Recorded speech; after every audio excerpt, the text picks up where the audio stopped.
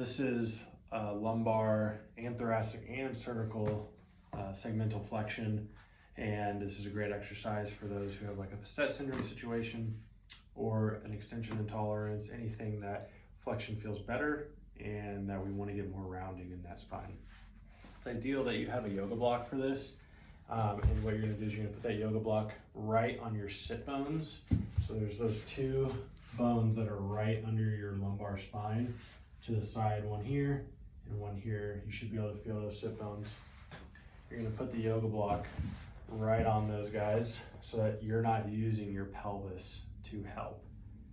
And you're going to start here, hands crossed. Neck's going to flex forward, and then you want to feel like you're rounding your back at each segment. So the top's rounding, middle's rounding, and now the low back is rounding. And then when you come back up, it's one segment at a time up, like so. Okay, so you want to think of your back almost like an accordion while this is happening. And the accordion is opening up as we're going down one segment at a time. So let's say there's a vertebrae on top of another vertebrae. You want to feel like it's opening up one segment at a time, just like that, okay? So again, we start here from the top, one segment at a time, leaning forward and pushing our back out as we do so. And then back up one segment at a time.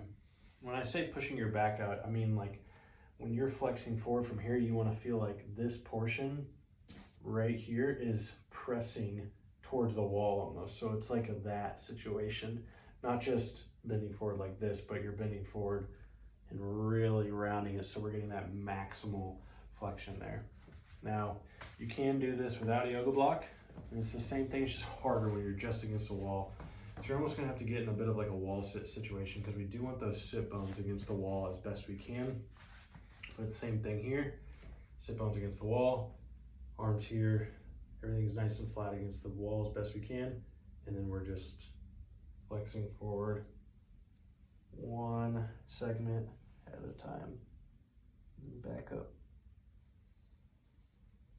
The one good thing about the wall is you get some of that tactile response here, where you should be able to feel that your neck's leaving the wall, that your T-spine's leaving the wall one at a time, and that your lumbar spine's leaving the wall. And then right as soon as that lumbar spine lets go and you feel like those sit bones are about to leave the wall, that's when you come back up. Like so.